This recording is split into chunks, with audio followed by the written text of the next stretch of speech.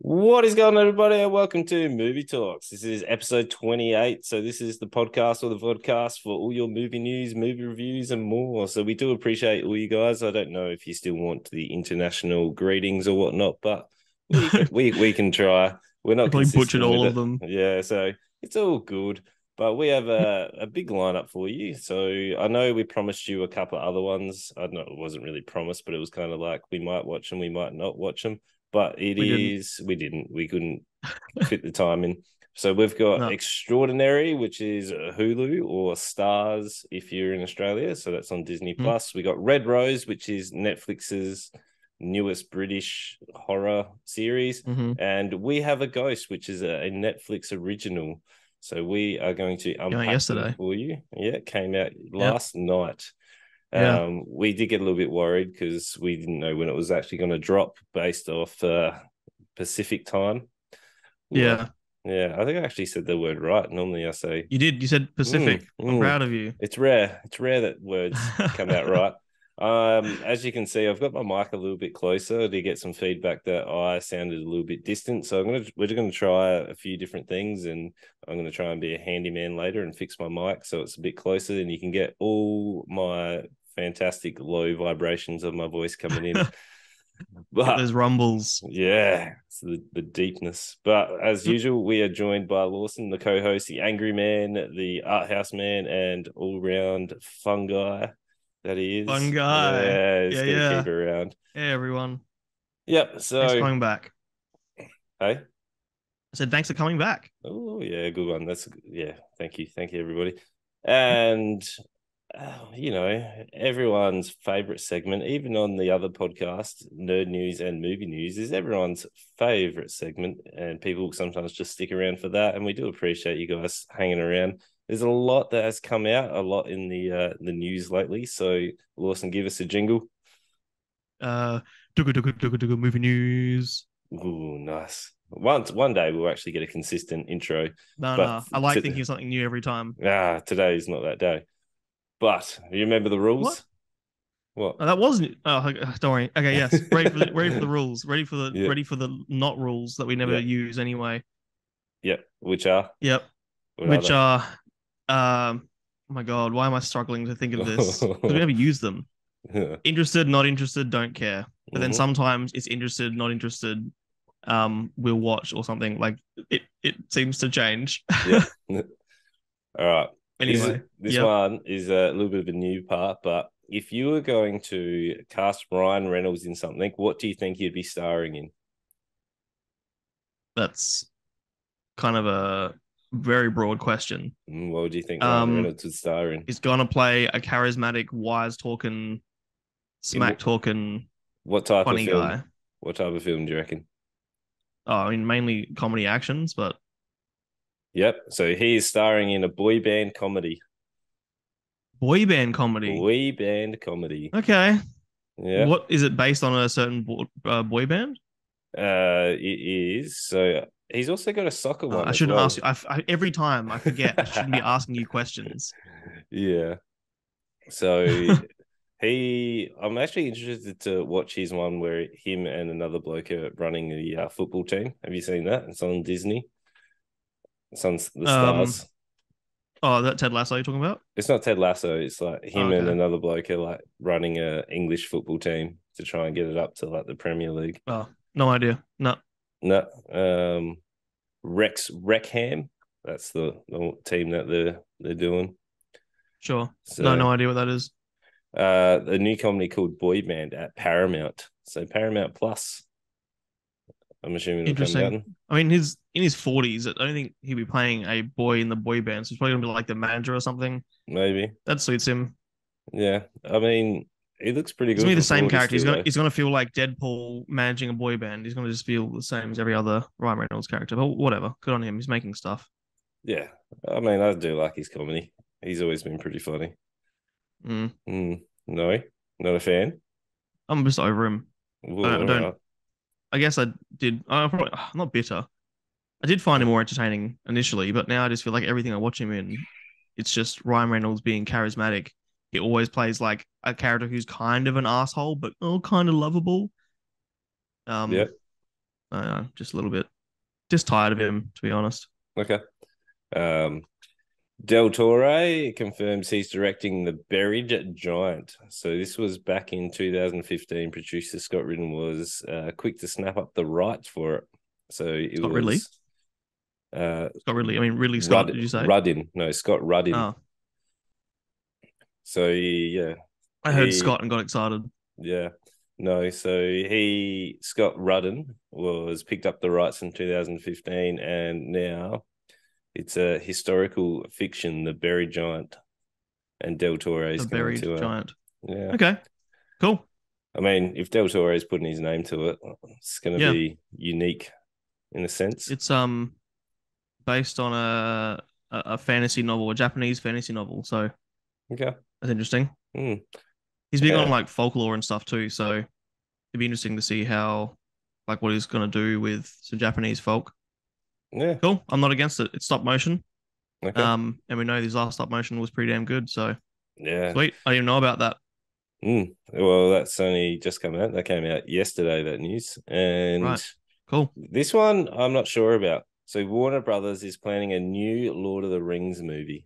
I don't know Mm. that how they're going to expand this. Like the They need to show, stop TV show from Amazon was shocking.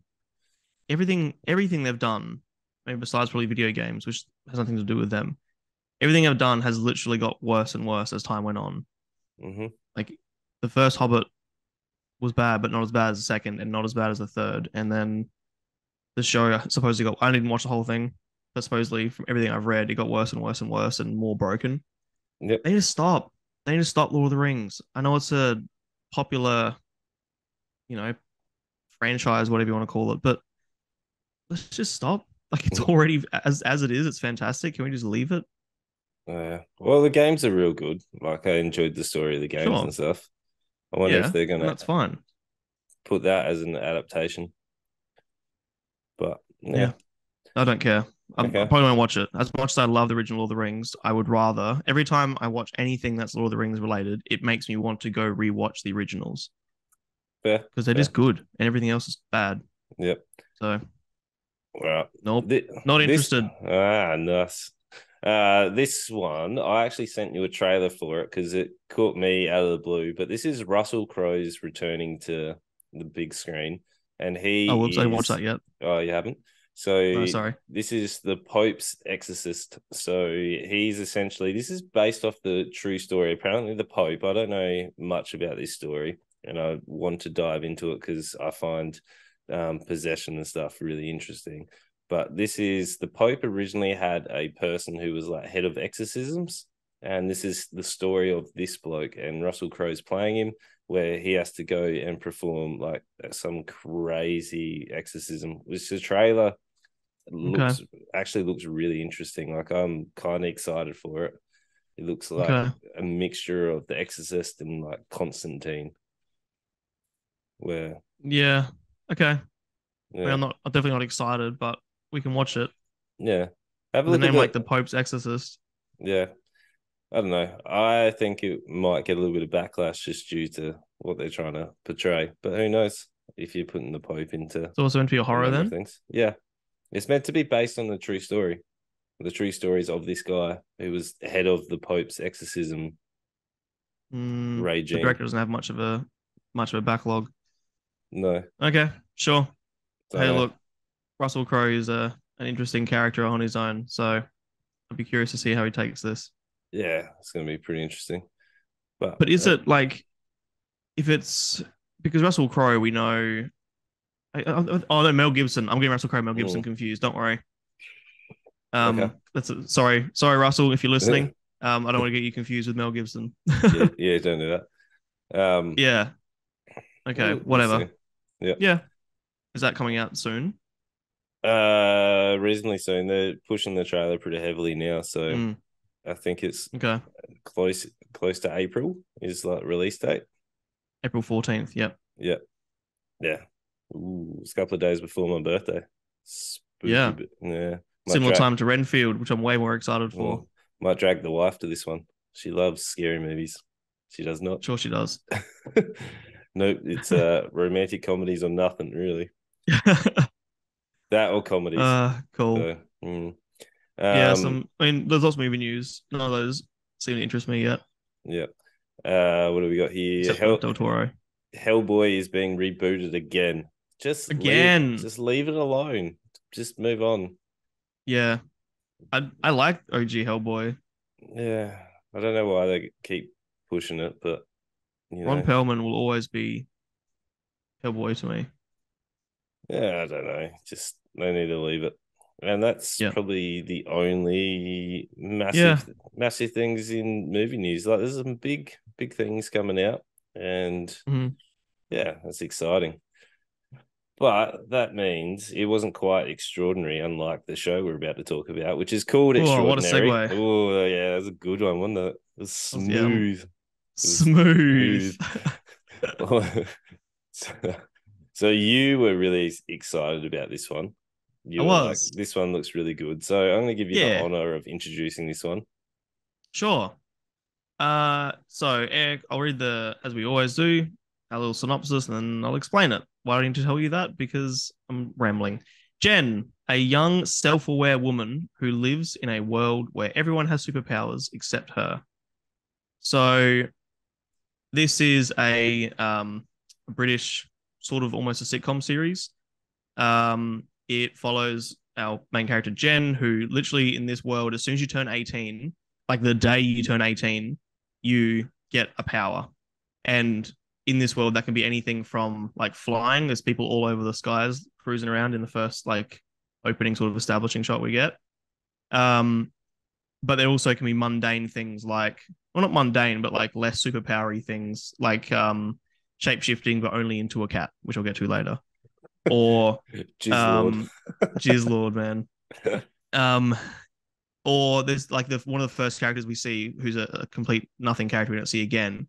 Um, a main character is going for an interview, and this woman, her power more or less is everyone has to say what's on their brain. Like it's not even the fact they can't lie.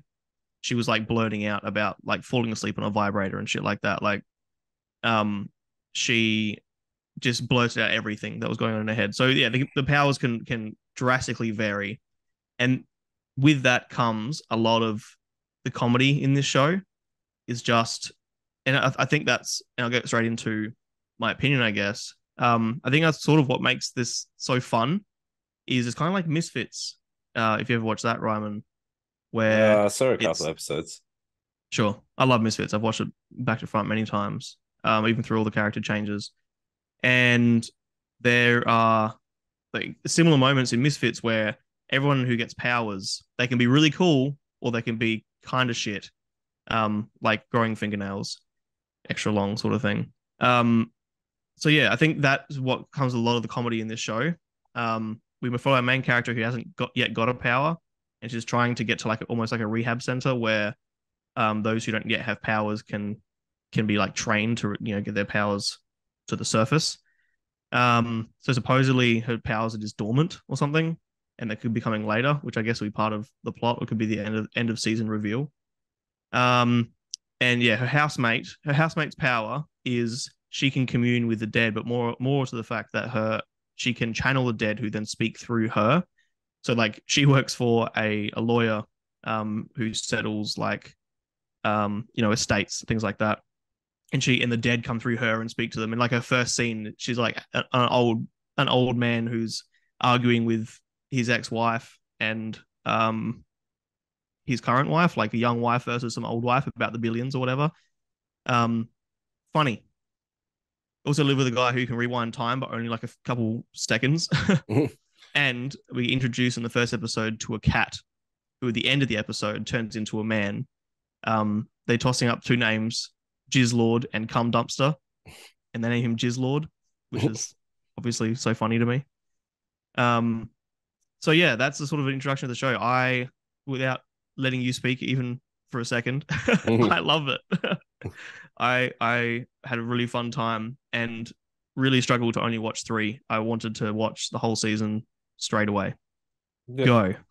yeah, it's the premise around it. I think they've been very clever in how they've sort of set it up. So with the powers, it sets up a lot of their comedy jokes, and Yeah. the way they deliver their comedy is that awkward sort of pause, and I like that they didn't have a laugh track. I think Hmm. all comedies now should move away from the laugh track. But I don't. Yep. I don't think any comedies now should have any laugh track. I feel like you need to be able to decide when to laugh. So Hmm. if a comedy comes out with a laugh track, I'm probably not going to watch it from now on. But I think the main girl, Jen, she is really good at that awkwardness. Like it's almost that foot and mouth to the Yep. point where she sort of stutters around. I would have liked a little bit more variety between the housemates. Like they're all very sort of that they felt a little bit samey in terms of the lovable sort of down on their luck Okay. character, which is Hmm. fine. But I Yep. think like if your power is literally communicating with the dead and like settling lawsuits and stuff, I feel like you would be getting paid a lot because that's like Yes. almost groundbreaking in terms of they really need her to like sort it out. Like imagine being able to negotiate your own wage. Like Hmm. you probably shouldn't be to that point where you are. Like I feel like you could be doing so much in terms of someone has died, like a loved one, but they want to communicate to find stuff out. Yeah. Like she could be doing so much with it, but she's kind of Yeah. just happy to But how do. common is it? Well, it's no one else they make mention of it. Like don't think that is an overly common power. No one else has made Mm. reference to it. But no Flying, one, no one's talking about flying, and yet no, we see in the first shot we see probably 20 people in the sky. yeah, we see flying, but we got no reference We don't. No. to that. Like I'm just basing my opinion off of Yeah. Yeah. what Yeah. it is, but I still feel like there'd be a big market that she would For be able sure. to do. There's so Um, much, and like we see later, I think it's episode 2 or 3, I forget which one, 3, where she has like a country singer come through her more or less, and she sings in the voice of this man, like shit like that. Surely there'd be a huge market. She'd be able to make bank. yeah, and she almost did, but they messed it up Yeah, just for the comical aspect. Like right. all they had to do was just sort of leave it alone. But that was like a really funny scene without giving it away. I don't want to give too many of like the jokes away because it's Fair, definitely worth experiencing them. But like that definitely. setup, and then obviously you've got the guy that can rewind time. Like at least he's got a bit of a quirk. Like he wants to be a vigilante, and he's like Yeah. starting his own vigilante crew. Like that's Hmm. cool. That's different to Jen, and that's fine. I just felt like Jen and Carrie, Carrie, they were a Carrie. Yeah, little bit too similar in terms of like just sort of happy to be the yeah, run of the mill sort of whatever. I know Jen's probably got more of a reason you got no power, so it would be very yeah, difficult yeah. to like make your way in a world that's got all these You're powers. right. They're both sort of underconfident white women, like Yeah, early 20s, sort of trying to find my place in the world. Yeah, they both are quite similar in that. yeah, which is okay. I'm just hoping they get more of a character development as the Yeah, season goes on. yeah. I hope so Uh, too.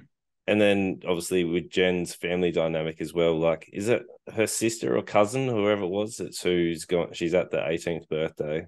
Like it's Yeah, some that's her. type of Like they say, half family. sister. So they have the same mum, I think so. different dad. I think. Yeah. And the mum they need to stop the mum joke with technology. Like it was funny for the first couple, Oh, I know. I and know. then it kept going, and it just we need to leave Yeah, that that alone. was.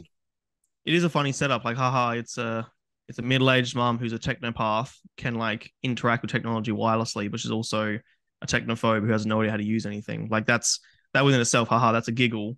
But you're right. Like after the first joke, it just became an eye roll. I Yeah. 100% agree with that. So it just needs to calm down on a couple of jokes, but Hmm. overall, like the introduction of the cat being transformed and like a number of Yep. his being stuck in a cat and trying to transverse to human again, very very Hmm. funny, very good Yeah, setups. definitely. But yeah, like it is really good. It's what about 20 something minutes per episode, 20 or 25, 28 minutes, somewhere around that Yeah, mark. Like yeah, it's a very easy watch, and it is good fun if you don't like the sort totally. of always sunny in Philadelphia kind of humor, like that awkwardness and that Yeah, awkward sort of there's a bit of pauses, that. you're probably not gonna vibe with the sort of humor because it's not like one liners here and there. It's really situational sort of comedy that they're Yes, setting up. Very much so. It reminds me of one of my favorite British TV shows, IT Crowd, a lot. If IT Crowd had powers, it's kind of like that. Like these people that are really, warming and stuff in their own little circles, but then amongst the normal people, in air quotes, they're just unusual and get themselves into some sticky situations. Yeah. IT Crowd runs a laugh track though, doesn't it? Like I reckon It does. it's pretty heavy with it. I've only Yeah, watched one or but two of them. I never minded. Okay. I think Yeah. um I think it's actually filmed in front of a live audience, IT Crowd. Is it? I could be wrong. I haven't looked that Mm, up. okay. I don't But know. like some shows, like early 70s show Mm-hmm. that has a laugh track, but no, the early episodes actually had live audience. There you go. Whereas any of the late stuff, there's a certain laugh. Anyone who watches a lot of sitcoms on repeat, um, myself included, I've watched Friends, How I Met Your Mother, 70s show probably a couple dozen times on both, all the way through. And there is a certain laugh that goes that you notice it. There's even a YouTube montage that someone's made. There is this one laugh that is super noticeable, and as soon as you hear that, you know that this is the same canned laughter that they've used in every show. Supposedly, I read something that the canned laughter you hear that's repeated, Mm-hmm. everyone in that who you're hearing laugh is dead. That's how Wow. old that canned laughter is at this point. Yeah, right. I guess they wouldn't have copyright on it either because everyone's dead. Totally free, Was that 100%. okay? I have Yeah. no idea. I'm not sure if that's why, but I know that it's old. So, but yeah, besides the point. I really, yeah, some of the fun moments in this, not to reveal too much jokes and stuff, because I think it's worth watching. But like some other characters are her boss that she works like a costume store, which Yep. is funny to me as well. Costume store in a world of heroes. But she works at a costume store, and her boss is like a 50-year-old woman, something 50. I think it says 50, 54. Like she's middle aged.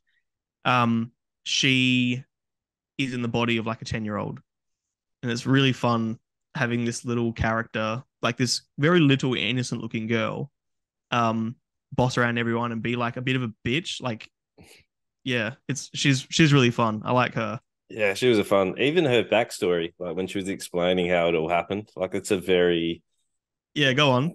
contradictive like story in terms of how she got her powers. Like she was just aging normally. She had a partner, Mm-hmm.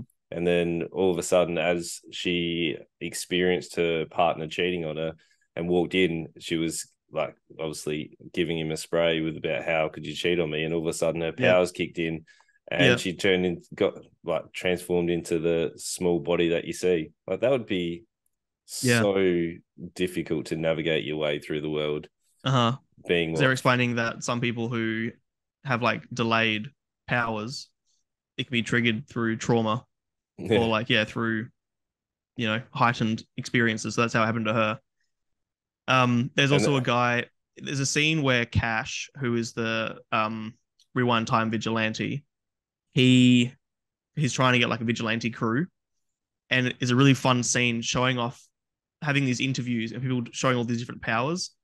Um, some highlights, and I don't think this is ruining a joke, but one of my favorites, and he becomes a reoccurring character because he gets hired. There's a guy whose ass is a 3D printer, and there's so yeah, many like little jokes they set up.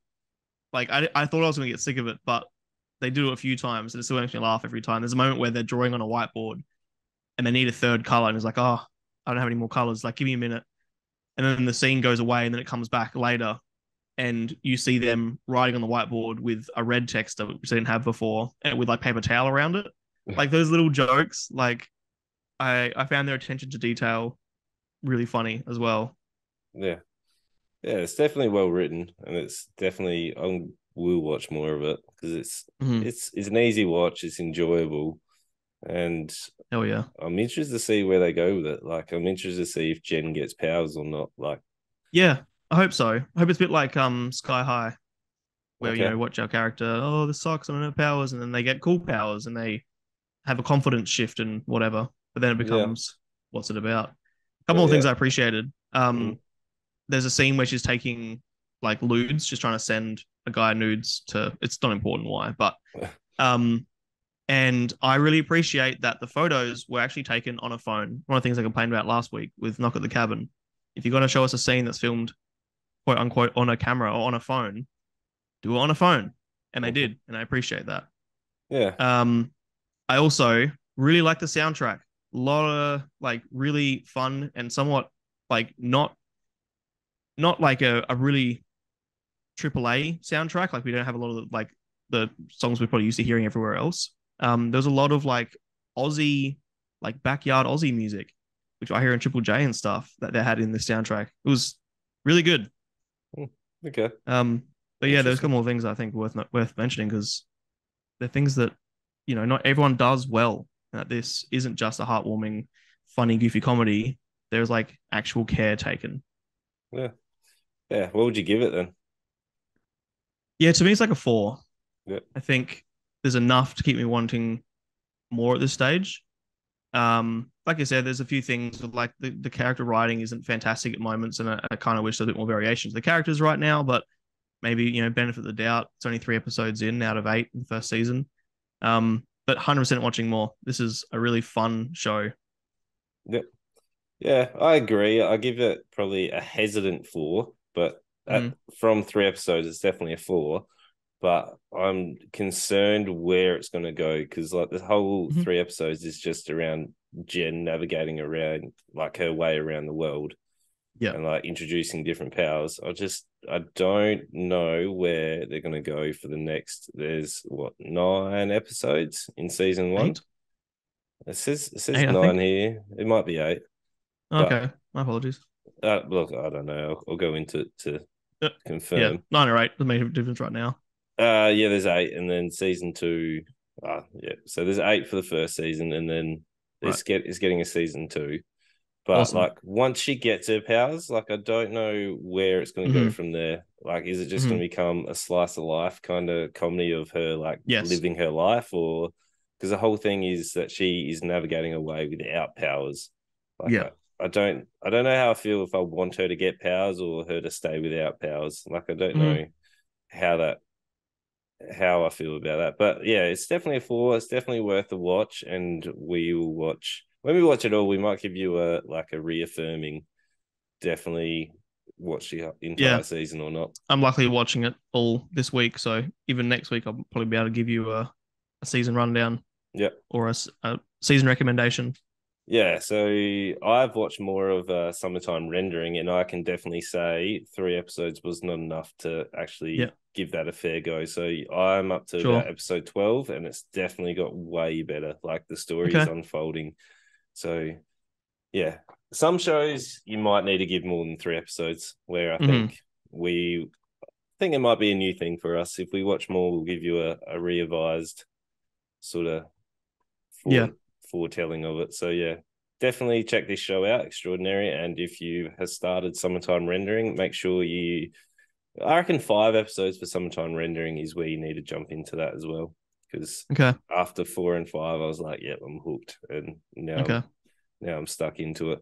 But again, we'll swing back on this one and give you the verdict. 8 episodes, 20. Yeah, I'll get it done by next week as well. Oh, you reckon you're gonna watch the rest too? Yeah, I'll make my way through it. You don't have to. Yeah, no, I will. I'm You doing gonna? it. Okay. I'm a man of the people Uh, because I'm extraordinary. Ooh, you're yeah, extraordinary. Yeah, yeah, boy. nice little puns. But yeah, that's definitely check it. Hmm. Hmm. All right, so Red Rose is Netflix's newest horror teen sort of escapade coming from England. So I want to make a little bit of prediction because I reckon you didn't really like this one. I reckon you're going to have a little rant here, and Hmm. I will get into what this show's about. So this is debuted on BBC Three in England. I don't know if that makes a difference or where it's coming, but it's Netflix for us in Australia. But this is about a group of teenage friends that are infiltrated by the Red Rose app, which flourishes on their smartphones and threatens them with dangerous consequences if they don't comply with its demands. So these guys, I'm not entirely sure how the English like schooling system works, but it's based. Are they like seniors? Are they graduating? Like I was a little bit Yeah. confused on the English education system, but essentially Yeah, they call it sixth form, which is like our year 12. I gathered they were finishing high school because they were talking about exams and but Mm. there was no like reference to I don't know what are they do they have uni in like college and stuff in Yeah, I'm not 100% sure either. yeah, so I was a little bit confused, but regardless, I figured they were graduating high school and it was a big accomplishment for them. So it's about a group of, they were kind of misfits, but it was bizarre in terms of how they built groups in this. Like everyone seemed to be slightly groups as misfits. Like even the popular kids didn't really seem like the popular kids, but these guys Yeah. seemed like a bit of a ragtag group. But then there was another like ragtag group which comes into it later. But this essentially is focused around our, I guess, our main group, which is what was her name? It's Amelia Clarkson's character, which is what was her name? Ren. Ren. Ren. It's weird because IMDb has got it as W Ren. I don't know if Yeah, that's a it's mistake or not. just pronounced Ren. So Like Wraith, the word Wraith is spelled with a W at the start. why is there a W? Why don't you just call her Ren? That's just Because that's just overcomplicating. the English language, man. W's before R's. It's a thing. I know, Wrecked. but The word wrecked. no, but it should if her name is Ren, why not just have REN? Why don't I have a Because W her in front of it? parents wanted to name her WREN. Why? Because it's a fucking name. No, it's not. It's like So Aaron. Why is Aaron double A? Like, yeah, it's just like names. Names are ambiguous anyway. They mean nothing. Not well, ambiguous. it's whatever. So Ren with a W and Like yeah, Megan with a three. yep. And so she's the blonde girl, just in case you're wondering. Mhm. And you've seen the title. And then our other, I would say, main character is Roche. Like Rochelle. Yeah. So Roche and Ren are Ren with a our, W. I would say, are our two main focuses, and Definitely. then we've got our sort of sidekicks, but in the group, which is Ashley, who she reminds me a little bit of what was her name in Pitch Perfect, the Australian Rebel Wilson. Rebel Wilson. She reminds me a Yeah. little bit of her character in terms of like she's a bit goofy, a little bit like Mm-hmm. hard ass at times, and is Mm-hmm. there for more of a comedic, I guess, as a comic character. And Yeah. then you've got this sort of misfit that Rochelle sort of adopts into the group and is like, "Come on, guys, give him a go," which is Taz, and Taz, yeah. he's around there just to be a bit weird. Mm-hmm. Noah is I get confused with Noah and the other guy. Yeah, Is fair. is Noah the one that they were all like all Noah's the about? one who Ren originally got with, and then Yeah, so Rosh kissed later, he's like the hot guy that they're all sort of right? crushing on. Somehow. It's like some Uh, skinny white ginger kid, but supposedly is the hot one. and who was the other one that's just around that's like filming stuff and is just there Yeah, I think to it's Anthony. Anthony, and he's just throwing in one liners here and there, which is Yeah, it isn't too much. no, his character was odd in terms of how they placed it. But Mm-hmm. regardless, that's the misfit group that is around. Yeah. Also, with the last name Clarkson, is she related to? Isn't there another Clarkson that did Top Gear or anything? Is there a relation? Oh, Jeremy Clarkson. Yeah, I mean, it's a pretty common last name. just throwing it out there. There's also Kelly Clarkson. Ooh, Like true. there are a few Clarksons out there. Okay. Well, I was wondering. I mean, maybe they're Maybe. English. Yeah, It's that's possible. that's the connection I made. But that's not what we're here for. So essentially, these guys have finished school. They've done their exams. They're having a party up on the hills, which is a weird place to set up a party. Normally, parties Yeah. are not up in the And hills of. can I mention now that they're all dancing around like music is blasting? I couldn't see a single speaker the entire scene. Maybe there was this one, and it like echoed off all the They hills. had all had their phones connected to one Spotify. Yeah, I don't know, It's fucking it was but dumb. Anyway, yeah, sorry, I yeah.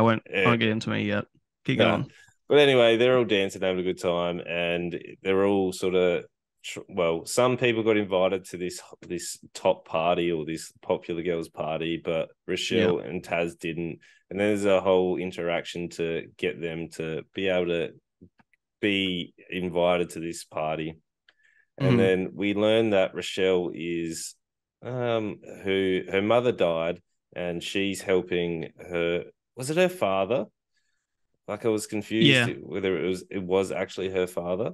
Yeah. He's just he has to work so much because he's the sole breadwinner for Yeah. three kids that she's more or less become the mother of the twins, they call it, which is Yeah, I wasn't because I don't know their relationship dynamic was odd, and I wasn't actually sure if it was the father or was, not yeah.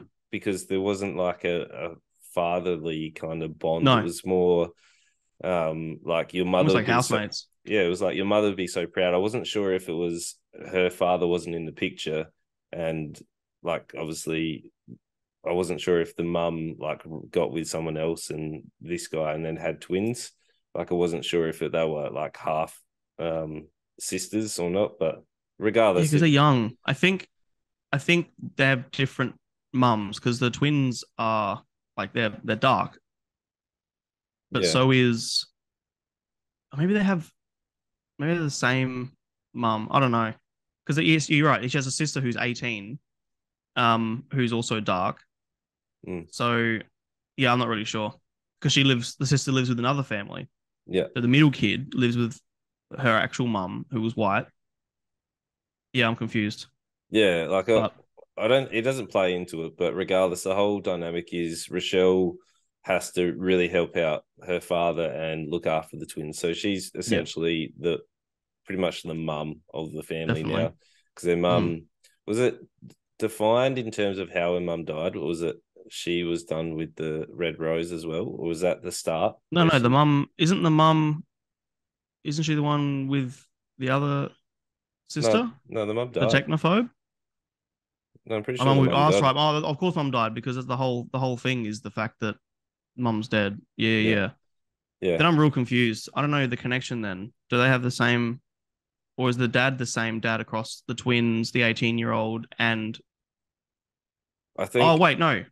Why the fuck am I getting myself confused with Extraordinary? What the hell? What are you talking about here? I'm thinking of the 18-year-old in Extraordinary with the technophobe mum. What the hell's wrong with me? No, no, no. These movies, these blend. I watched them both on the same day. They're blended together for me. Right, no. Okay. Ignore everything I've said. I'm a fucking idiot.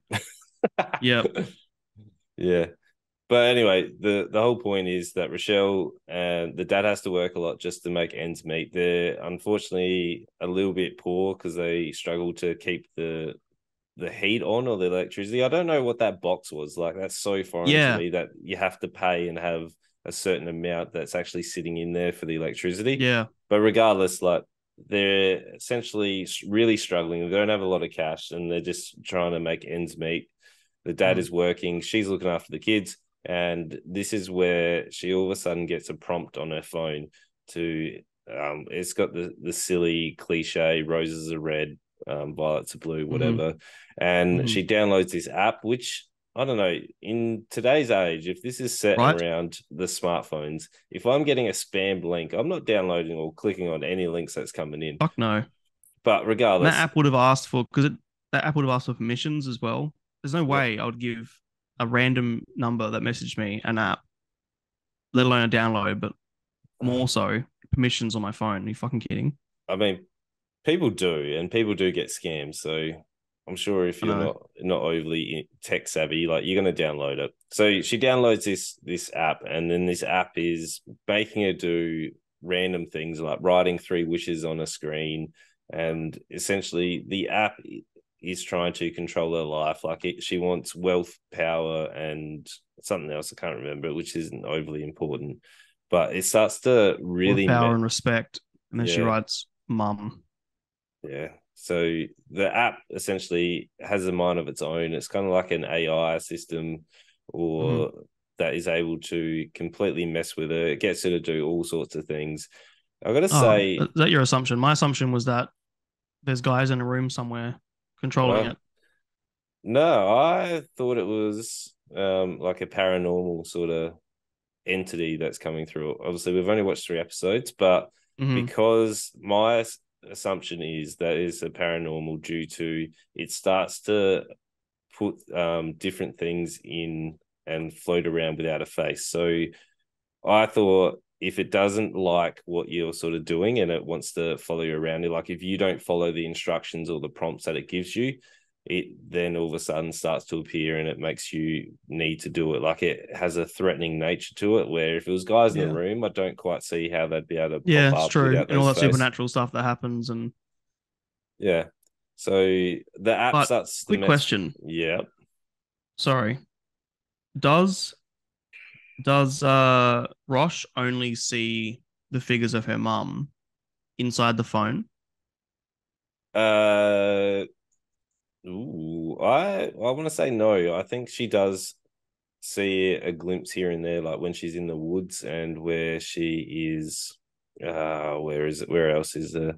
When the kids, because the kids see someone too. So, like when she has Mm. to rush back home and the twins are hiding because there was someone there. So, I Yeah, I don't think, recall. yeah, I think there's definitely someone or a paranormal activity that is following this around. But the horror aspects are kind of cool. Like I think they did a reasonable job in terms of building suspense with the app, like prompting and then having that sort of like following the prompts. She sort of started to get what she wants, but then she started not to want to do it. Like the point where she had to kiss Noah, and then it Yeah. starts to post out content that she didn't do. Like it starts to really mess with them, which I found Hmm. quite interesting. My major downfall with this show, in terms of them building horror, is that every scene seems dragged out. Like you Yep. could have condensed this. They're Oh about yes. they're about a 45-minute episode each. You could Hmm. condense this into like probably I think a 30-minute episode each would have Yep. been a more impactful sort of run for them to be able to really build up that horror, where you lose some of that horror tension because the scenes are so dragged out. Yes. And they're trying to focus more on the impact of the social dynamic of uh, Ren and Rochelle going after the same guy because the app Hmm. has essentially told her to kiss Noah and they Yep. have a thing, and it's like the downfall, and they're trying to really play into that sort of downfall of the group dynamic, which I guess is going into that drama thriller, trying to set that, but it's so drawn out that you lose Yep. that impact, which is I didn't give a disappointing. shit. Yeah. I didn't give a shit. Any of the stuff like it was, this app's trying to almost ruin her life. I think that's sort of the goal. Or even do we go into spoiler territory? Like the big end of season two thing? Oh, sorry, episode two Oh, thing. Not uh, really. probably dance around a little bit in case Yeah, someone yeah, does want yeah. to Well, watch it. point is, like I think the at the end of the day, the app is malicious. Yeah. Um, and I was somewhat enjoying those parts and I guess the mystery around that. But as soon as it was anything to do with the group dynamic and people like messaging each other and they're all mad at Rosh and that whole teen drama stuff, I couldn't give a shit. I didn't like any of the characters enough to give a shit about their journey at all. Um, they're all like I guess it's I always do say that characters need flaws in order to be believable, and these characters did feel believable, I guess. But maybe it's my teacher cynicism, but I just don't care about a bunch of teenagers and their teen drama. Like that's not enough for me to give a shit about Rosh at all. Um, yeah, I didn't feel connected to anyone in this. I know it's not probably for me. A teenager's probably going to get more out of it, but Yeah. the characters are all very vanilla and very boring. Yeah. That's fair. I think Rochelle did an okay job of like displaying that she has had to be responsible for her years. Like she's trying to a Mm, little bit conflicted in terms of having to look after her sisters and still live that sort of, I guess, a graduation life or like going through your teen years and whatnot. Like I think it was an okay portrayal, but yeah, I do agree. Like they missed that connection with some of the characters. I feel mm, like trying to spread um, the viewership between all the characters. Like I didn't care for Ashley and her like rants about how it's child labor, like her parents own a pub or whatever it is. and she has to Yeah. work. But like you could have left that No. out. You could have left a number of like Taz's parts out, like Noah. Like I didn't care about Mm-hmm. them. Like the main focus should have been Ren and also Rochelle, where that should have been your Yep. main focus. Yep. I know there was the conflict between, was it the two gens, like the two gens that randomly the two girls, were they two gens that stand around Oh, on the the, like chav looking like British bogan looking ones. yeah, Yeah.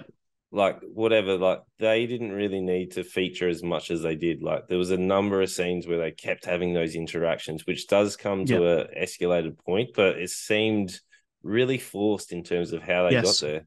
Like those two 100%. those two characters made probably one or two appearances in episode 1 and 2, and then Mm-hmm. I think it was episode 3. I could be confused. It could be like later in episode 2, I but think it's 3. Yeah, because they after. yeah, they have a conflict which seemed Yeah, really weird in terms of how it it did. escalated.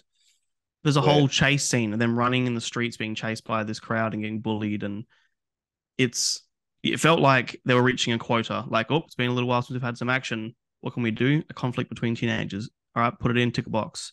yeah, which I don't know. That's where the time length. Like if you've dedicated yourself to what 8 episodes at 45 minutes Mm-hmm. each, you need to Mm-hmm. fill it. Where I Yep. feel like if you're going in, you need to be able to, I don't know, edit it to the point where it actually makes a nice cohesive story. Yep.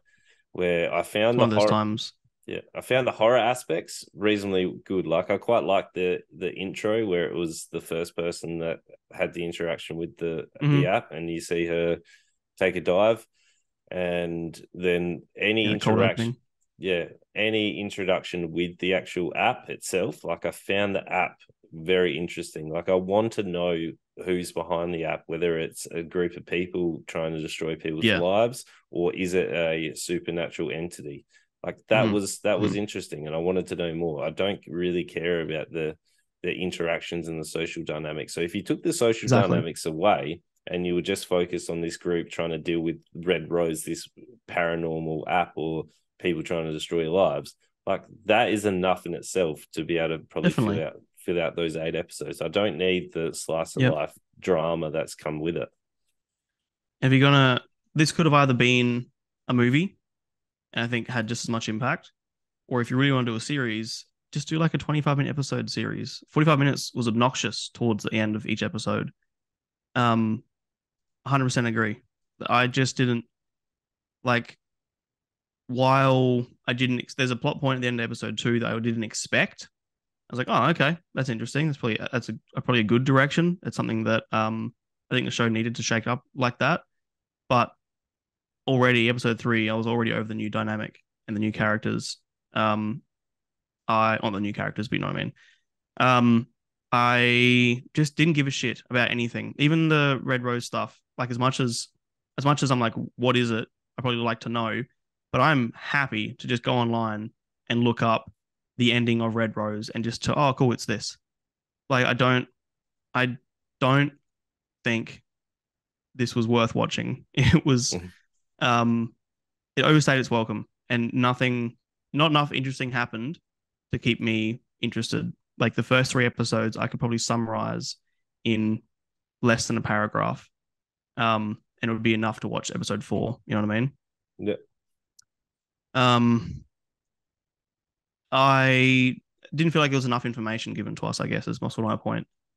Like I would have liked, by and I've always said in episode 3, you should be answering some questions and asking new ones. And by in episode 3, all the mystery was the same as episode 1.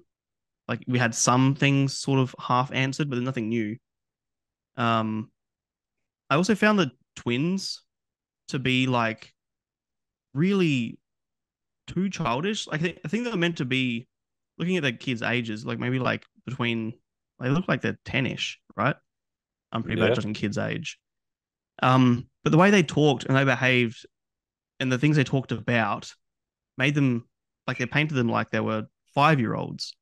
I found that really frustrating. Like watching these kids and the way these like yeah almost adolescents nearly, especially for young girls, and they're acting like they're 4-year-olds running around in a toy store half the time. Yeah, that's Um, fair. there's a moment. like this is something that I guess something that was consistent across the whole thing is either the creators were incompetent or no one gave a shit because there's so many inconsistencies with continuity. And like one of them I wrote down was at one point, one of the characters throws a punch with their right hand, and then we see the person that she punched in the next shot, the bruise on the wrong side, like little shit like that. Like either you're incompetent and you made heaps of mistakes and you didn't hire a continuity, what do they call them, continuity set directors, whatever they are, a person who keeps track of that shit, um, or you just didn't give a fuck and you made something without caring about the product. Um, and both suck. There's lots of those. There's just so many like the character inconsistencies. I felt like Rosh at times Rosh was like this badass, getting people's face like fuck you, don't mess with me sort of character. But then when she was talking to the popular girls in episode one, she was all like shy and bashful, looking at the ground, and they were just the consistencies across the board. It's like they designed the plot they wanted, and then they made everything fit that, and no one gave a shit about the end product. Yeah. Um, yeah, this isn't worth watching. It just didn't tick any of my boxes at all. Right. Just looking at the creators, which is Michael The Clarkson Clarkson brothers. and Mm-hmm. Paul Clarkson, and then you Mm-hmm. have the star of one of the stars of the show, Amelia Clarkson. Oh, true. Yeah, I do Which wonder. Hey. yeah. So surprisingly, I just went into the Clarkson. They were the writers for the Wheel of Time, which was the Amazon Wheel of Time, which I really like the books. Where unfortunately it did miss for the season. Right. TV show that they missed, unfortunately. And also they did See, which is Apple TV tried to push it, which is Jason Momoa's like dystopian future, sort of save Oh the yeah, I have human seen the race kind of posters for thing. that. Mm-hmm. Yeah. So they would But they only produced that. They didn't write it or anything. yeah. So I don't know, I was just looking at their Mm-mm. history. They So had to have much of a history. No. no. And that's fine. Like everyone's gonna start somewhere, I guess, but this Yep. might be something that we look back on and go, wow, I can't believe they made Red Rose and this is really good in a few years' time, whoever these Clarkson brothers are. But this was obvious that it was one of their first things Yep. to me. Yeah. Yeah. What would you give it? Uh like a one and a half, maybe. Okay. Um there were some moments I was like, oh, that's interesting. And like I said, there's a moment episode two that I didn't expect to happen. Um, but I have no interest in watching more, and I would never tell someone to go watch this. Um, there were some really good shots out of nowhere. I'm not sure who the cinematographer was in some of the episodes, but that's not enough to redeem it. So I reckon a one's fair. Okay. Yeah, I couldn't recommend it to people. It's just the episodes are too long. I think the horror Mm-hmm. aspects at times were quite good. Like I was at least quite interested in what the Red Rose is, like who controls it, whether it's supernatural. I thought Mm-hmm. the entity that they were showing, like the character without a face, like the body, and then they were having the voices talk. Like I think Yeah, it did some of the horror aspects reasonably well, but it's not enough to be able to go, you should watch this. So it's like a two for me because I thought sure. some of the horror aspects were all right, and there was some interest from me that I was like, that's pretty cool. But yeah, unfortunately, it's a two. So Yeah, unfortunately, Netflix, you missed out again. Sorry, guys. yeah. Don't bother. We're paying more for Netflix as each week. No So shit. I'm gonna get fun ads soon times. and everything. Yep. They're putting this shit out. Oh my god. Speaking of the shit they're putting out, let's segue. So yeah, that's a good segue. So Netflix, you guys, I don't know what you're doing here. Mm-hmm. Who thought this was a good idea? So Right. One of my notes literally says, this has to be a joke. There's no way anyone thought that this was good. also, I don't understand the tags. So the tags on IMDb, it said it's adventure, comedy, fantasy. But when you watch it on Netflix, it says it has horror, gore, and like violence. Yeah, you know what? That's a pretty good way to introduce this mess. This is 1,000 genres together. And there's so much to say. Who the fuck was the audience for this? Everybody. There are moments of complete Everybody. goofiness with this stupid do do do do do backtrack, and then there are like moments of like horror, like really not gruesome, but stuff that would like disturb a young person. Yeah. And if you're pushing Um, this as a family film, like yeah. the but anyway, we Anyway, should we anyway, should we should we're getting yeah. Introduce it first. I have a lot to say. so We Have a Ghost is Netflix's newest film that's come out. So this came out on the 24th of February. So it's at the time of recording, it's been out less than 24 hours. Yep. So finding a ghost named Ernest haunting their new house turns Kevin's family into overnight social media sensations. But when Kevin and Ernest investigate the mystery of Ernest's past, they become a target of the CIA. So just reading that, you'll go on, what in the hell is this all about? So the dad, who is Frank, you will know as Anthony McKay, who, if you're a fan of the Marvels, you'll notice that he was the Hawk, and also Yeah. sorry, not the Hawk, Falcon, and also Sure. the new Captain America. Didn't So know that. yeah, It's Anthony Mackie, by the way, for those who care. you know I don't read names right. It's fine. So he's the dad, and Yep. he plays a different character almost in every scene. Like the dad is the dad is so unpredictable. Like I quite like him from the Marvel films. Like I thought he did quite a good Okay. job in those. But in Yeah, this, I don't like him anyway. okay, in this he plays a whole different range of dads. Like I don't know, Such a good way of putting it. he's so unpredictable. Like every scene he goes from like dancing, caring about his son to the To be a point. genuine asshole. Yeah. Like he bullies his son. And then there's a scene where we're trying to side with the dad and he's trying so hard to connect with his son. No, you're a fucking piece of shit. You're an There's actual shit dad. there's one scene where well, not even later on, it's like probably first half of the film. The kid, Kevin, is sitting at the table and is like, you shouldn't be posting these videos of the ghost. Mm-hmm. And Mm-hmm. the mum walks in, and the dad and the other brother, who the other brother's just a wanker, and Yep. they just like, mum can't find out, and just peg an orange at him. And no one cares that this kid's just been smacked in the head with an orange. Like it looked like it was a fair throw. And Uh, they were just like, the mum, I don't know what the mum was doing, but she was like fully detached in terms of like, she didn't really care about anything. And when the dad yeah. is like trying to interact with his son and trying to get him to dance when they first move into this house, and Mm-hmm. then he's like, check this out, like united front, kind of like, help me out with the dancing.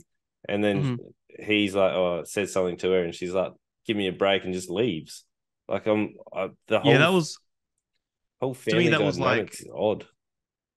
it was obvious that at that point that I was like, okay, he's trying to be the good dad, and she is too busy with work and doesn't intervene and whatever. It reminded me a little bit of I think Chris Rock's character in oh my god, what's the fucking Grown Ups?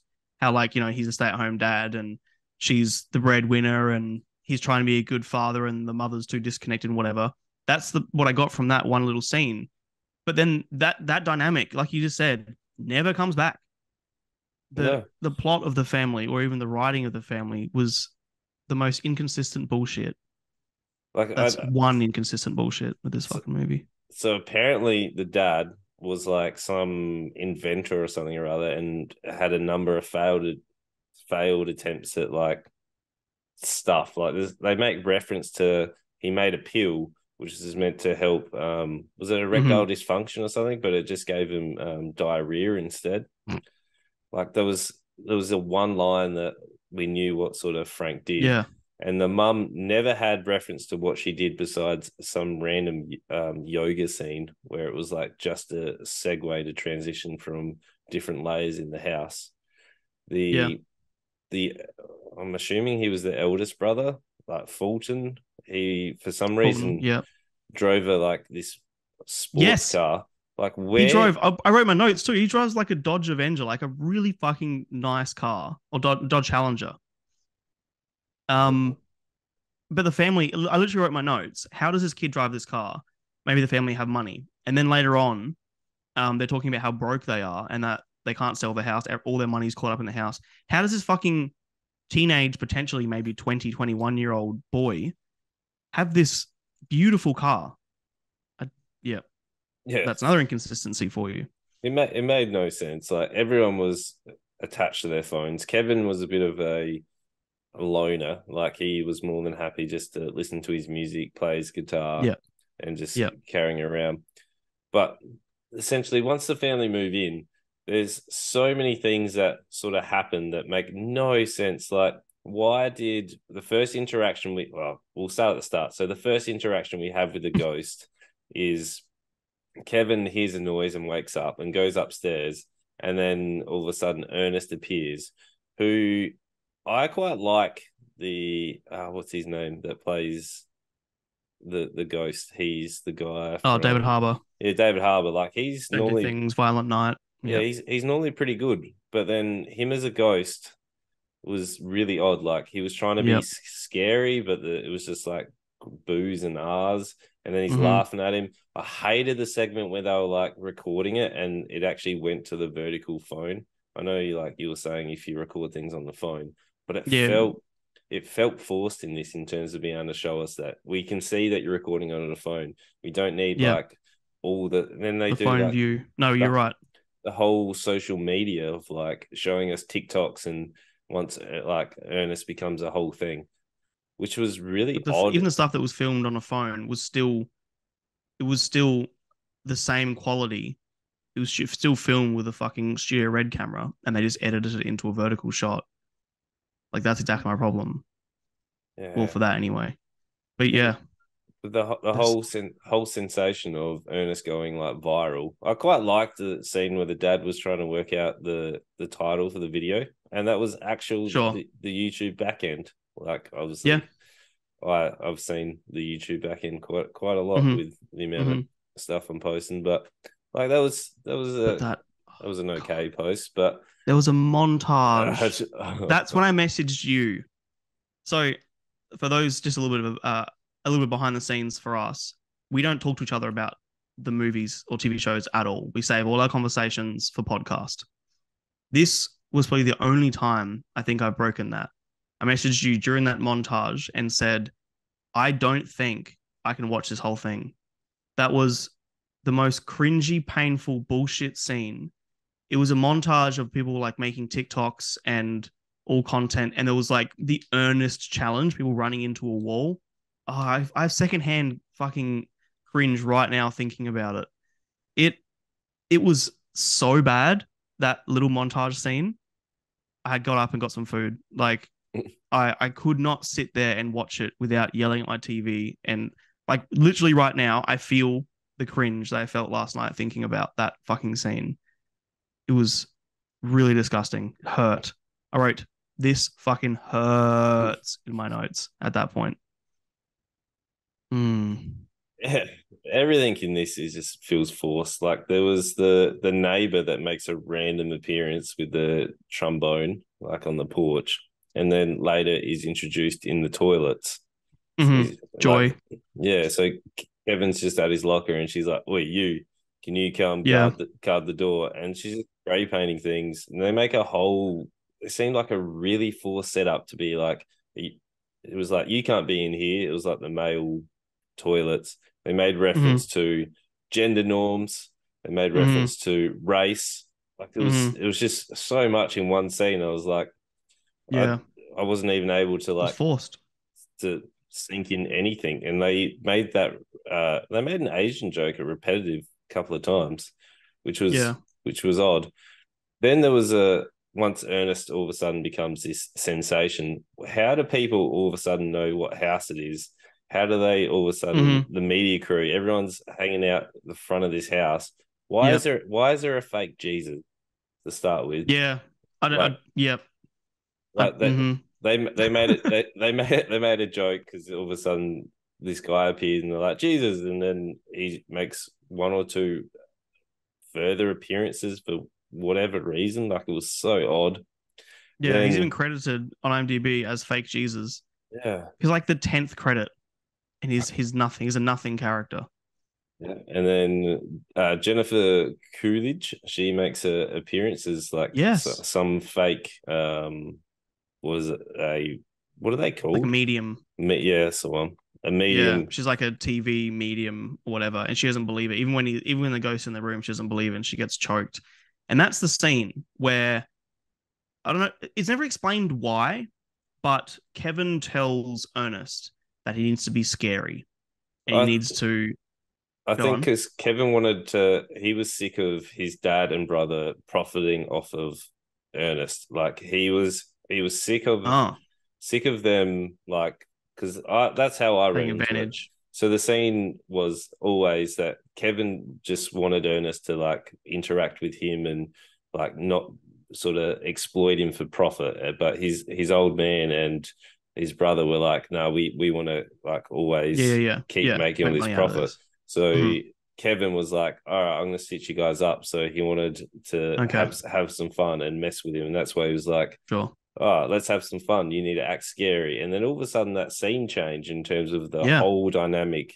Like, if and we my get kids watched it, they'd be scared. Like, there was a yes, whole body transformation where he like spins his neck around, does that yep, creepy like backwards walk.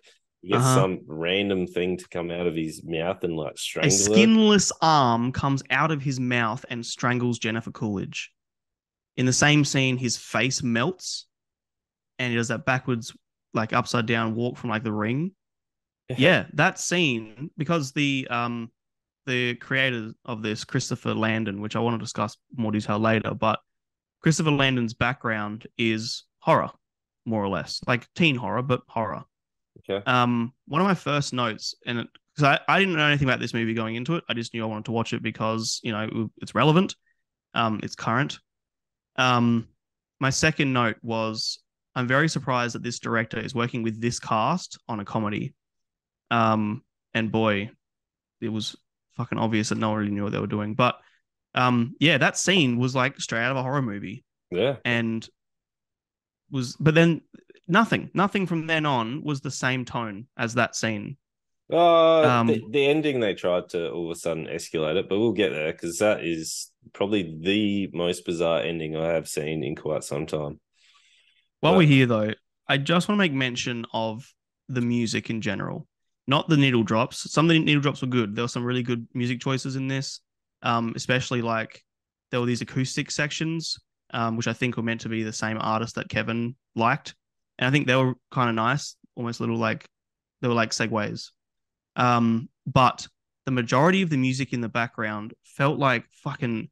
If I went to like Ben Sound or some royalty free website and typed in um fucking comedy goofy music and just grabbed the first one and threw it into a soundtrack. Like this movie's fucking backing tracks were so dumb, like a fucking child's cartoon, that sort of level. And in the movie where we're seeing these horror scenes, in the next scene, we're like, there's literally music that was like in the background. I don't understand how someone can make this.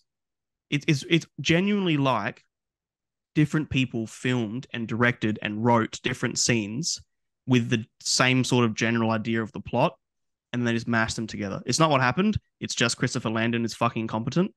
But this this is such a train wreck of genre and tone.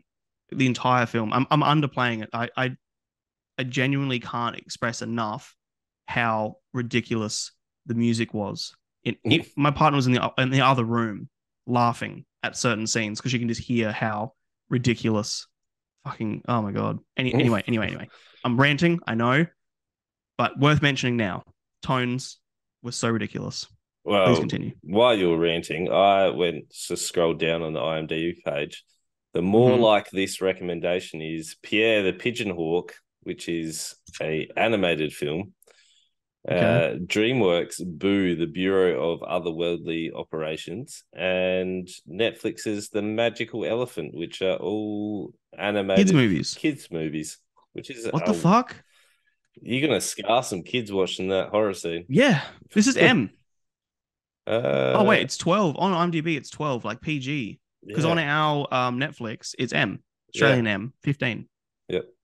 Yeah, I don't know who this is marketed for. I No, really don't understand who they were thinking is going to enjoy this. yeah. Even like at least they were consistent. It was the ghost was in the house. They were trying to solve a mystery. The parents were trying to exploit it.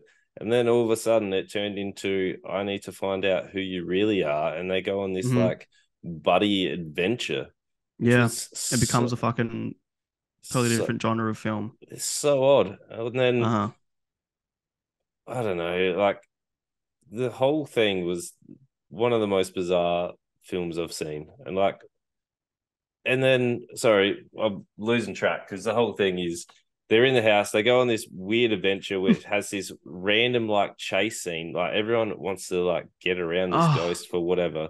And uh then huh. he's able to transverse through all these different places, but Uh huh. stays in his like random yellowy ghost form and has a full scene Yes. of them like running through all these different areas. And then they tried to play the joke of like, I've been waiting here forever. And the kids get out there and it's like, oh, okay. Then there was a whole police chase scene, which seemed really out of place. And But he's, but go back really quickly to the scene talking about before where they're running through the streets because they get Ernest out of the house the first time and they're running through the streets. The population's chasing them because at this point they're a celebrity. And then they finish running. They get to the end of the run, and Kevin says to him, "Can you go invisible now, please?" And he just clicks his fingers and goes invisible. Why the fuck isn't he invisible all the time? All the time. There's a police chase later. He's in the back of the car, and the police see him. Why the fuck is he not invisible? They don't even explain that it takes more energy. He can't be invisible outside the house or some bullshit. He can be invisible at any point. In Dungeons and Dragons, the first thing that you think about when you need to do any sort of covert ops, can anybody cast invisibility? It's simple. It's an instant plot device. You want this character to be invisible? He's a ghost, boom, invisible. They flip flop so fucking much on what he can and can't do. They make him visible all the time for the plot convenience. Fuck me. It's just an obvious level of I don't give a shit. yep. And then I'm just going to jump to the ending because the ending was so odd. So we Sure. learned that Ernest is not actually Ernest, that Mm-hmm. Ernest was his friend, and he was what was his name? He was something else. I don't even really care. I do. Hold on. Because yeah, they've got him listed as Ernest here, but essentially him and his friend they were I can't even remember, but Everybody forgotten. David Harbour's character Ernest had a daughter, and then his friend hit him over the head with an eagle, and the eagle is what triggers his memory. But then Yep. all of a sudden, the friend who's the old bloke who Kevin went and visited, all of a sudden turns up at the house, Yep. and he is an old man, and there's these interactions Yep. or this fight scene, and how old would you put him? You'd put him at like 70, mid 70s. 70s, Easily 80s. 70s. He's an old man. He's Yeah, even there are yeah, scenes earlier where he's frail. He's walking around slowly. And all of a sudden he's fighting middle-aged and teenaged boys and men and overpowering them. I mean, old yeah, man strength's a thing. But fuck. yeah. But like Frank, the dad's reasonably built. Like obviously Yes. he's an action hero in his previous film, but like he's reasonable size, and he's getting overpowered by an 80-year-old, even like Yes. wrestling a gun. And the Mm-hmm. point where we see Fulton's character, he'd be what 20, be like reaching, like you see him doing weights, like he's pretty lean, he looks reasonably strong, but Yep. again he gets just thrown around to Yeah. the, and I can't understand how all of a sudden this old man, he like yes he's got a gun, but in a one-on-one fight you should be Mm-hmm. overpowering this Yeah, guy. definitely. The actor, I just looked it up, that played the old guy, is 85. Yeah, he 85. So he you're trying to moved. tell me that a man who, even if he is in his 70s, let's say he looks good for 85, it's still so unbelievable. Yeah, It's like dumb. It's so dumb. the whole conflict scene sucked. And Yep. even when the mum's like, "Oh, leave my kid alone," or whatever she said, and he like shoots, like he literally waited for her to run Yes.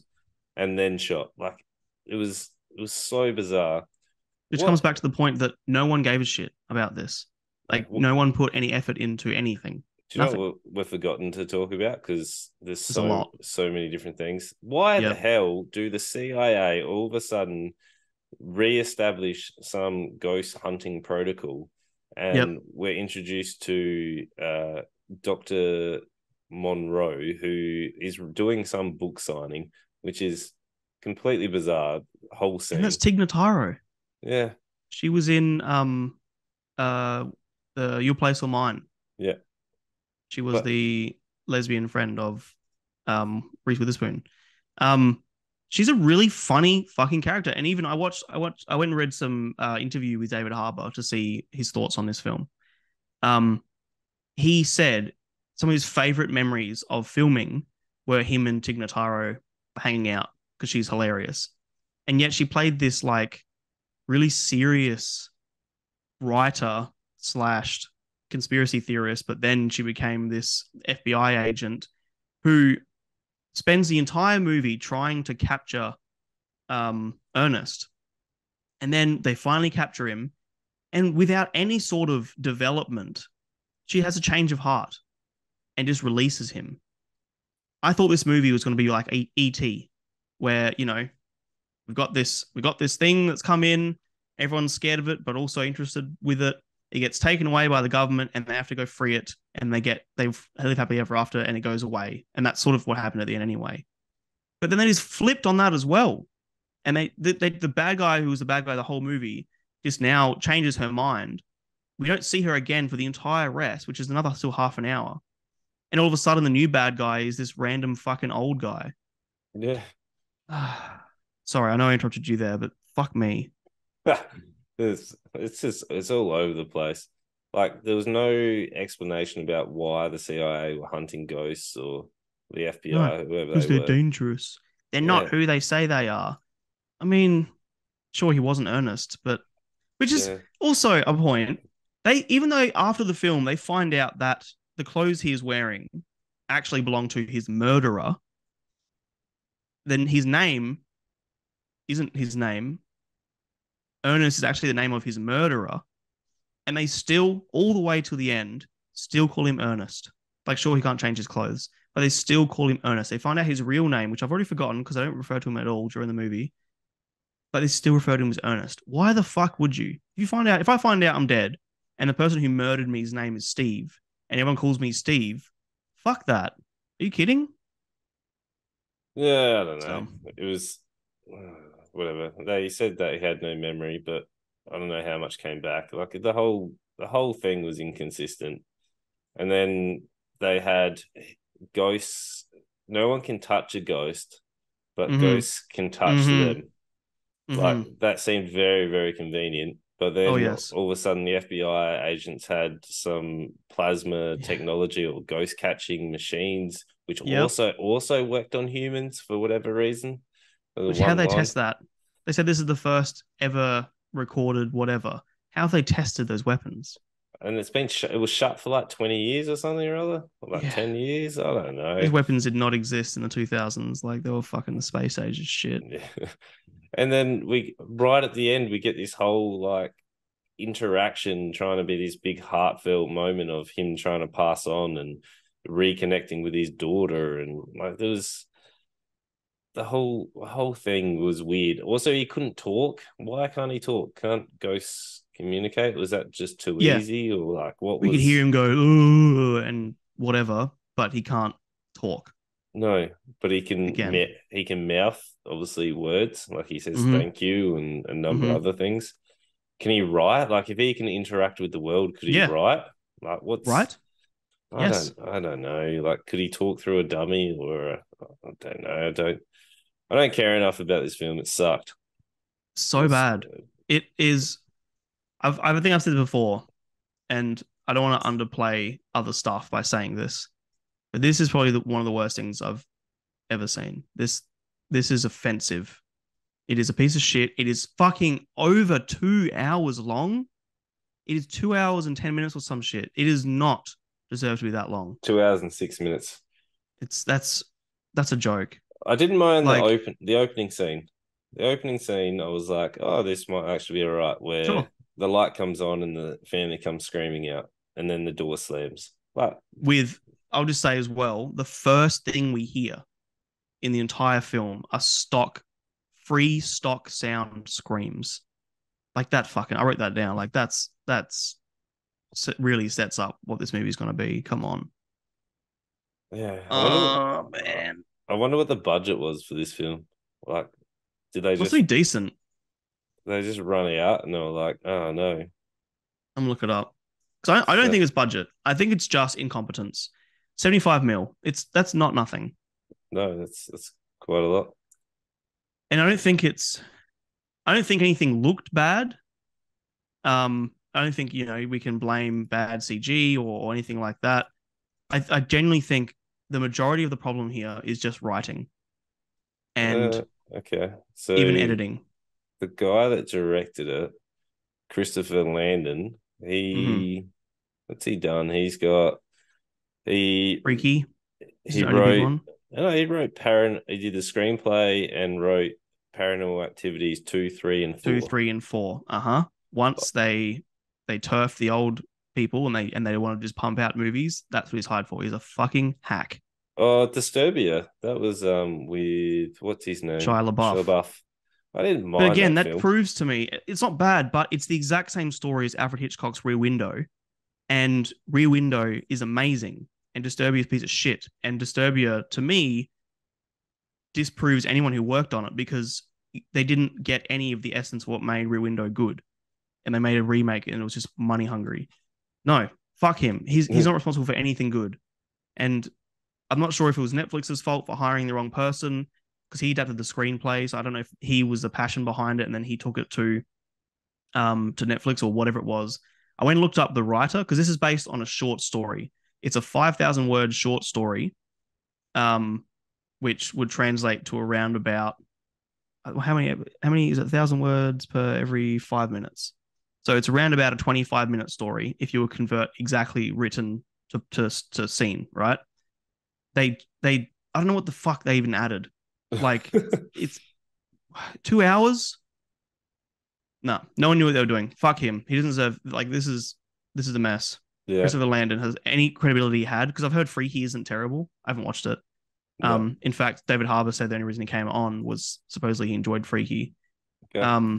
But this is in every way one of the worst things I've ever Oh, seen. that's the Vince Vaughn one where they swap bodies. Freaky is Yeah, that's sure. Vince Vaughn swaps bodies with after swapping bodies with a deranged serial killer. High school senior discovers that she has fewer than 24 hours before the change becomes permanent. Oh, Interesting okay, premise. Yeah, righto. Yeah, whatever. But look, that's an hour 42. yeah, Um, that's got to be like just time alone got to be better than this. yeah. Um, I am tempted to make my own video about this movie. I usually make notes. Red Rose, I wrote eight notes. Extraordinary, 8 notes as well. We Have a Ghost, I wrote 63 notes. Whoa. There is so much in this movie that had me just yelling at my TV. Um, at the end, I'm just reading through them now. At the end, when they're fighting the old guy, why in movies do characters yell when they're sneaking up behind someone, hitting them over the head? Ah, no, just fucking hit him so much. Yeah. Dad didn't deserve redemption. He's an actual piece of shit. He didn't deserve his little redemption at the end. Like one little conversation is all of a sudden a good person. Fuck him. Um, the lift driver. There's a scene where Ernest is trying to get back to the family towards the end of the film. He gets in a lift, Uber, Yep. and the driver of that car, who's in it for, she probably has 3 lines, was the most charismatic character in the entire film, easily. Dumb. What would you give it then? I'm not even fucking giving it a number. It's a 0. There's nothing redeeming about it. It's offensive to watch. It actually caused me physical pain. And you can probably hear how fucking mad I'm getting, like, just talking about this. It's everything that started to go right when I thought it was an ET film. I was like, cool, no worries, this is predictable. Happy with the little ET story. Yep. Nope, No. nope, we're doing something completely different. Here's a new bad guy for some reason. They set up at one point. They set up that the CIA or FBI, whatever he is, Tig Notaro's boss, that he was like some evil mastermind who was going to be the one who captured Ernest, and then you never see him ever again. And all of a sudden, some old guys. That's what I'm saying. This feels like they've got all these different movies and mashed them together. I went to go find out if Jeff Manor or Manoff, I'm not sure how it's pronounced, um, the writer of the short story. I really want to know what he thought of it, but it's too early. He hasn't released anything yet. No. This is so bad. What did you reckon? It was shocking. It was shocking. I struggled to get through it. Yeah. I had high hopes after the first scene. I was like, oh, this could be cool.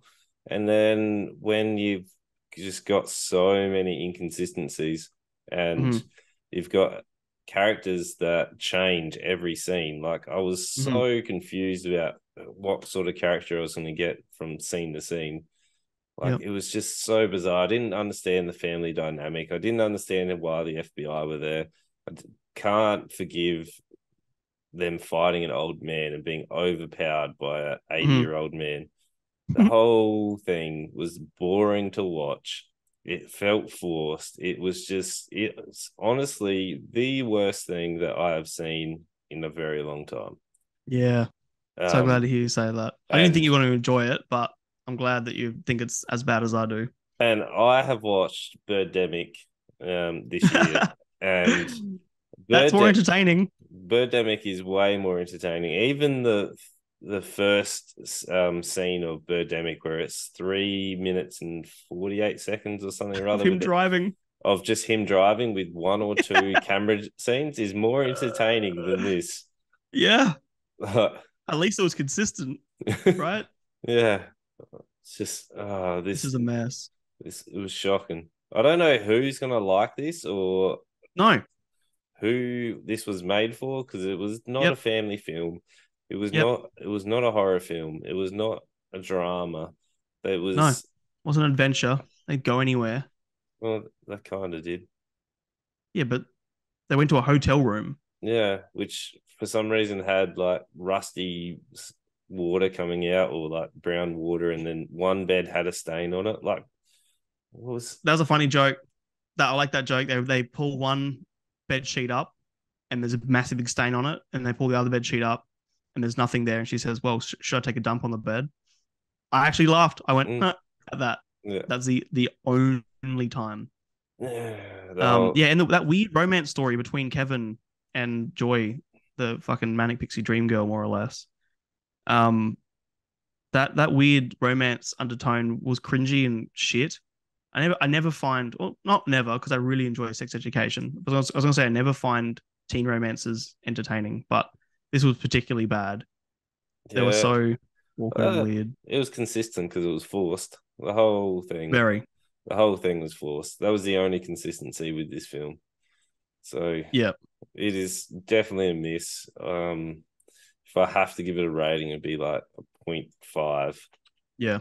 Like It's offensive. it's bad. The fact that you can spend 75,000, sorry, I wish 75,000, $75 million on 2 hours of wasting people's time.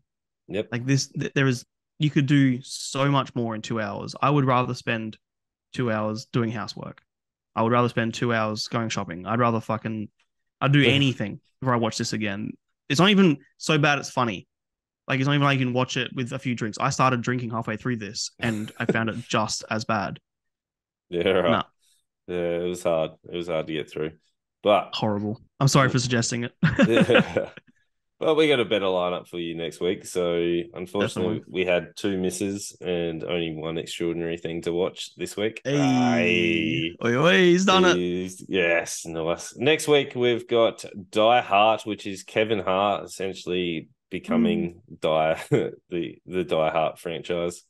Yeah. It's going to be Kevin Hart playing. He literally is playing Kevin Hart. Yeah. It actually It's only his name is Kevin. legit. His name is It's Kevin only Hart. 80 minutes long. It's not even an hour and a half. Which is hopefully good. Hopefully it doesn't There's take itself too seriously and it's just dumb shit. I'm okay with that. Yeah, because Kevin Hart's films are sometimes good, Hmm. mostly average. Then we've got Brendan Fraser's return, so we're going to watch The Whale and Yep. The Strays. I have no idea what The Strays is, but you have said it's been coming up on your Netflix. Yeah, I know it's relevant. It's trending right now on Okay. Netflix. So I know nothing about it besides the name and the red color palette of the thumbnail. Uh, but yeah, we'll All see. right, we'll give it a go. And as usual, Anything's gonna be better than this. Jesus Christ. Sorry, I sorry. hope so. As usual, I'm if so you know, upset. if, as usual, if you know anyone at Under Armour and want to say you've got some guys that want to be sponsored in Australia, let them know Hmm. if they want to branch out. And obviously, we've got another podcast, You Nerd It Here First, if you want to check that out as You. well. And we are on Spotify, pretty sure we're on Apple, iHeartRadio, and the Vodcast if you want to watch our lovely faces move around and have a giggle with some Yep. backgrounds. That's the good stuff. Some backgrounds. That's a selling point. It is. So check them out. We're also live on Twitch every Tuesday and Thursday, 7:45 Australian Central Standard Time. So if you want to see me playing games and these guys interacting with me as well, you can check us there. And Hell yeah. you know what to do. Make sure you tell your friends, tell them all, make the Tell day your better, friends. tell them, make the You. day worse, whatever. Just tell them all. Yeah. So also, if you want to put us on your socials, you can also share the links and stuff on there, and I Hmm. respond to everything. So you might get a dad joke, you might get a thumbs up, you might get an interaction. So who knows? Yeah. Just If you're watching on YouTube, we'd love like a comment if you've seen any of these movies. We'd love to hear what you thought. If you're on Spotify, leave us a 5 star. It really helps. Um, yeah, thank you so much. yeah. Good shit. And we'll see you guys next week. Bye. You love yous.